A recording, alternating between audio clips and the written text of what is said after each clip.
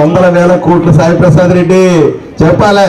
ఎక్కడి నుంచి వచ్చినాయి నీకు? సైకిల్ దొక్కుకుంటా ఆదోనికి వచ్చినావు, నువ్వు వేల కోట్లకు అధిపతి అయినావు. ఏం వ్యాపారం చేసి సంపాదించావు? ఎక్కడ ఉద్యోగం చేసి సంపాదించినావు? ఎక్కడ కొట్టేసిన డబ్బులు ఇవన్నీ సాయి ప్రసాద్? నువ్వు సంపాదించిన, అక్రమంగా సంపాదించిన, ప్రజలను ఎత్తున చెయ్యి పెట్టి సంపాదించిన, ప్రజలను భస్మం చేసి మంచిగా సంపాదించిన, ప్రజల ఆస్తులను దోచుకొని సంపాదించిన డబ్బులు కక్కిస్తాం. ప్రజల వైపు నిలబడి పోరాడతాం సాయి ప్రసాద్ రెడ్డి. ఇంకైనా మానుకో, అయిపోయింది. 20 రోజుల్లో మూటా ముళ్ళు సర్దుకో, సంతోషంగా ప్రశాంతంగా కుటుంబంతో గడుపు తప్ప మళ్ళీ రాజకీయాలు జోలికి వస్తే ఖబర్దార్ నువ్వు ఆలోచన చేసుకో సాయి ప్రసాద్ రెడ్డి. ఇంతకంటే దుర్మార్గాలు సహించడానికి ఆదోని ప్రజలు సిద్ధంగా లేరు. ప్రజలు ఇప్పుడైతే ఇంత ముందు వరకు కూడా నిన్ను అడిగేవాడు లేడు కాబట్టి ఎవడి మీద అంటే వాడి మీద పడి దౌర్జన్యం చేసినావు, ఎవడి మీద పడితే వాడితో రాజకీయాలు చేసినావు, ఎవడి మీద పడితే వాడితో రౌడీజం చేసినావు.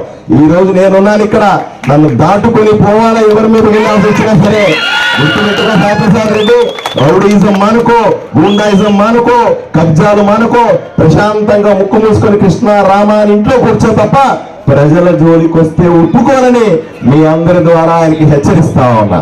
అయ్యా ఒక్కసారి, ఒకే ఒక్కసారి నాకు అవతల్లో ఉన్నటువంటి చిన్న చిన్న ఉద్యోగాలు చేసుకుని, చిన్న చిన్న వ్యాపారాలు చేసుకుని, చిన్న చిన్నగా కూలి చేసుకుని బతికే వాళ్ళ ఇళ్లను, వాళ్ళ ఇళ్ల స్థలాలని కూడా ఆక్రమించుకున్నాడని నా దగ్గర మొరపోతా ఉన్నారు. ఇది ఎక్కడ బుద్ధి నీకు సాయి ప్రసాద్ రెడ్డి? ఎవ్వరూ ఈ ఊర్లో బతకడం ఇష్టం లేదా? అందరి ఇల్లు కబ్జాలు చేసుకుంటావా? నువ్వు ఒక్కడమే ఊరేగుతావా ఈ ఊర్లో?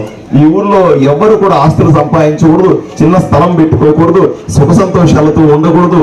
ఎవడైనా సరే నీ కన్ను పడితే మసిపోవాల్సిందే నా సాయి ప్రసాద్ రెడ్డి. నువ్వు భస్మాసురులాగా తయారవు మా నెత్తికి. ఆధునిక ప్రజలందరూ కూడా చీచీ కొడుతున్నా సరే ఇంకా బుద్ధి రావట్లేదు నీకు. నువ్వు ఎక్కడికి పోయినా జనాలు నిన్ను తరిమి కొడతా ఉన్నారు.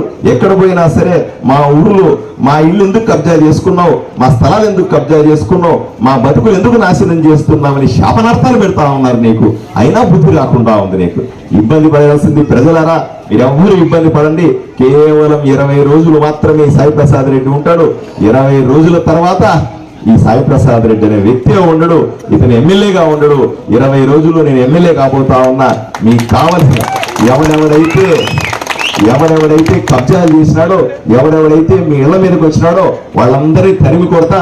కబ్జాకు గురైనటువంటి స్థలాలన్నీ ఇడిపించి మీ చేతిలో పెట్టి మీ మొహంలో ఆనందాన్ని చూస్తానని మీకు చేతులెత్తి వేడుకుంటూ మీరు భయపడాల్సిన అవసరం లేదని చెప్తా ఉన్నా. అయ్యా, నా పేరు డాక్టర్ పార్థసారథి వాల్మీకి. మామూలుగా మీకు సైకిల్ గుర్తుకు ఓటేయడం అలవాటు అయి ఉంటుంది. నాకు ఓటేయాలంటే కమలం గుర్తుకు ఓటేయాలి. ఎమ్మెల్యేగా నన్ను గెలిపించాలంటే పువ్వు గుర్తుకు వేసి అఖండ మెజారిటీతో గెలిపించాలి. అయ్యా, మీకు 2 ఓట్లు ఉంటాయి ఈ ఎలక్షన్ లో. ఒక ఓటు కమలం గుర్తుకి, 2వ ఓటు సైకిల్ గుర్తుకి ఇవ్వాలి. 2 ఓట్లు 2 మిషన్లు ఉంటాయి. భయపడద్దు ఎవరు కూడాను, కంగారు పడాల్సిన అవసరం లేదు, కన్ఫ్యూజన్ కూడా ఎక్కర్లేదు. 2 ఓట్లు 2 మిషన్లు. ఒక మిషన్ లో పువ్వు గుర్తుంటుంది, దానికి గుద్దేయాలి. 2వ మిషన్ లో సైకిల్ గుర్తుంటుంది, దానికి గుద్దేయాలి. సైకిల్ గుర్తున్న మిషన్ లో పువ్వు గుర్తుండదు, పువ్వు గుర్తున్న మిషన్ లో సైకిల్ గుర్తుండదు. ఎక్కడ ఎవరు కన్ఫ్యూజ్ అవ్వాల్సిన అవసరం లేదు, ఇబ్బంది పడాల్సిన అవసరం లేదు. 2 గుర్తులు 2 మిషన్లు, ఒకటి పువ్వు గుర్తు, 2వది సైకిల్ గుర్తు. దబదబ గుద్దేయండి, మిగతావన్నీ నేను చూసుకుంటాను, కంగారు పడాల్సిన అవసరం లేదని మీకు అందరికీ చెప్తాను. 2 రోజుల నుంచి సాయి ప్రసాద్ రెడ్డి చెప్తానంట, మీరు అందరికీ చెప్పాలా, ఓటుకు 5,000 పెట్టుకునేస్తారంటాడంట. అయ్యా, 5,000 కాదు, నువ్వు 10,000 ఇవ్వయ్యా అని చెప్తా ఉన్నా. మీరందరూ కూడా సాయి ప్రసాద్ రెడ్డి 5,000 రూపాయలు ఓటుకు ఇవ్వడానికి వస్తే పెద్దయినా నువ్వేమడగాలా, 10,000 ఇస్తే తప్ప ఓటు ఇయ్యనని చెప్పాలా. 10,000 తీసుకొని మీరు కమలం గుర్తుకు దబదబా గుద్దేయాలా. ఏం ఇబ్బంది లేదు. మీరు డబ్బులన్నీ సాయి ప్రసాద్ రెడ్డి తీసుకోండి, ఓట్లు మాత్రం నాకేయండి. సాయి ప్రసాద్ రెడ్డి డబ్బులు ఎక్కడి నుంచి వచ్చినాయి? ఏమైనా ఉద్యోగం చేసినావా, సద్యోగం చేసినావా, మీ ఇంట్లో ఎవరైనా వ్యాపారం చేసినారా, ఎట్లొచ్చినాయి? ఆదోనిలోని మహాత్మా గాంధీ నగర్కి చెందినటువంటి ప్రజలందరికీ నమస్కారం.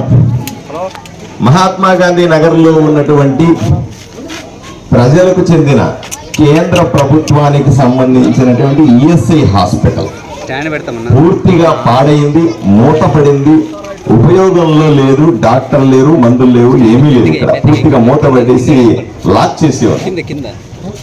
ఈఎస్ఐ హాస్పిటల్ అనేది ఎందుకు పెట్టారో ఆలోచన చేసుకోవాలి. ఆదోని పట్టణంలో కానీ గ్రామీణ ప్రాంతంలో ఉన్నటువంటి కార్మికుల కోసం రెక్కాడితే కానీ డొక్కాడని, రోజు పని చేస్తే కానీ పూట గడవని కార్మికులు, కూలీలు ఎవరైతే ఉన్నారో వీళ్ళు వైద్య సదుపాయాన్ని పొందడం చాలా కష్టం. ఇది ఏ డాక్టర్ దగ్గరికి వెళ్ళినా సరే 200-300 రూపాయలు కన్సల్టేషన్ ఫీజు తీసుకుంటారు. మళ్ళీ మెడికల్ షాప్కి వెళ్తే 500-1000 రూపాయలు మందులు కొనాల్సి వస్తుంది. ఏదైనా ఆపరేషన్ లాంటివి చేయాల్సి వస్తే లేదా బ్లడ్ టెస్ట్ లాంటివి చేయాల్సి వస్తే 500-1000 రూపాయలు అవుతాయి. ఆపరేషన్ కోసం 10,000, 20,000, 50,000 రూపాయలు, ₹1,00,000 ఖర్చు పెట్టాల్సి వస్తుంది. ఏదైనా ప్రాణం పోయే పరిస్థితి వస్తే లక్షల రూపాయల్లో ఖర్చు అవుతుంది.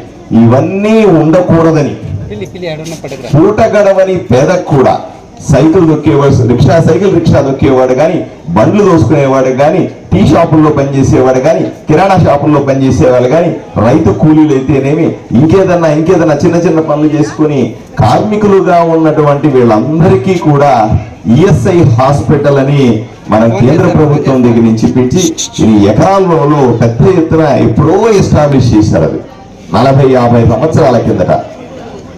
దీన్ని ఎవరు పట్టించుకోకపోవడం వల్ల దీన్ని కనీసం అది నడుస్తుందా లేదా, దానికి అవసరమైనటువంటి నిధులు ఏం కావాలో పట్టించుకోకుండా మూలబడిపోయింది. ఇక్కడ ఉన్నటువంటి ఎమ్మెల్యే సాయి ప్రసాద్ రెడ్డి గారిని సూటిగా ప్రశ్నిస్తా ఉన్నా, అయ్యా 10 సంవత్సరాలు 15 సంవత్సరాలు నీకు ఓట్లు వేశారు కదా, సైకిల్ రిక్షా దొక్కేవాడు ఓటేశాడు, బండ్లు దోసేవాడు ఓటేశాడు, టిఫిన్ సెంటర్లో పనిచేసేవాడు ఓటేశాడు, మందుల షాపుల్లో పనిచేశాడు ఓటేసి, ఫెర్టిలైజర్ షాపులో పనిచేశాడు ఓటేశాడు, రైతు కూలీలు ఓటేశారు, ఇడ్లీలు అమ్ముకునేవాడు ఓటి, వీళ్ళందరూ కూడా ఈఎస్ఐ పేరుతో ఎంతో కొంత వాళ్ళ జీతాల్లో నుంచి ప్రభుత్వానికి కడుతూ ఉంటే మరి మీరు కనీసం ఇంట్రెస్ట్ తీసుకొని ఇక్కడ ఉన్నటువంటి ఈఎస్ఐ హాస్పిటల్ని ఎందుకు నిర్లక్ష్యం చేశావు సాయి ప్రసాద్ రెడ్డి సూటిగా అడుగుతాం.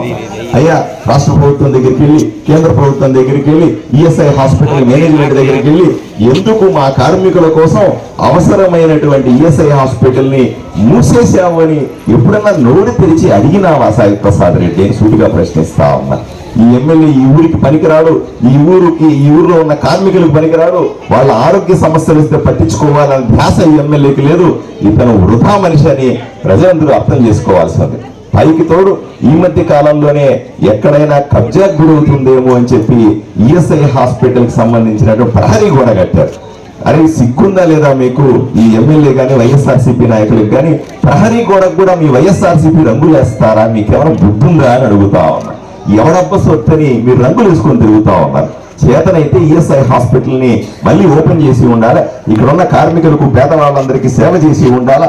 అది మానేసి గోడలకు మీ రంగులు వేసుకొని మీ ప్రచారం చేసుకుంటారా? అయ్యా ఈ మోసపు పనులు, ఈ మోసపు చేష్టలన్నీ ఇంకా ఆపండి. ఇప్పటికే జనాలు మీ పట్ల విసిగిపోయి ఉన్నారు. ఇబ్బంది పడాల్సిన ప్రజలకందరికీ, కార్మికులకందరికీ ఈఎస్ఐ హాస్పిటల్లో మీకు ఈఎస్ఐ హాస్పిటల్ గురించి తప్పనిసరి ఎక్కడన్నా పోయి చూడండి. ఏ ఊర్లో అయినా సరే ఉచితంగా 100% ₹1 ఖర్చు పెట్టనవసరం లేకుండా అపోలో హాస్పిటల్ లాగా పెద్ద హాస్పిటల్ స్థాయిలో ఈఎస్ఐ హాస్పిటల్ కడతాం. అందుకని అన్ని ఎకరాల స్థాయి ఇచ్చారు.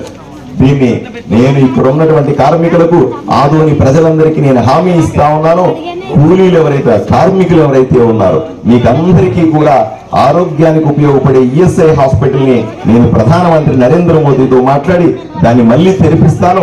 అవసరమైన నిధులు నేను తీసుకొని వచ్చి ఈ హాస్పిటల్ ని పునర్నిర్మిస్తాం. వేసిన తాళాలు తెరిపిస్తాను. మిమ్మల్ని అందరినీ కూడా ఆరోగ్యవంతులుగా చేసే బాధ్యత. మీ సమస్యలు, మీకున్నటువంటి జబ్బులు ఏమైనా ఉంటే మీరు స్కానింగ్ చేసుకున్నా, బ్లడ్ టెస్ట్లు చేసుకున్నా, ఆపరేషన్లు చేసుకున్నా, గుండె ఆపరేషన్ చేసుకున్నా ఇవన్నీ ఉచితంగా మీకు అందేలా చేసే బాధ్యత నేను తీసుకున్నాను.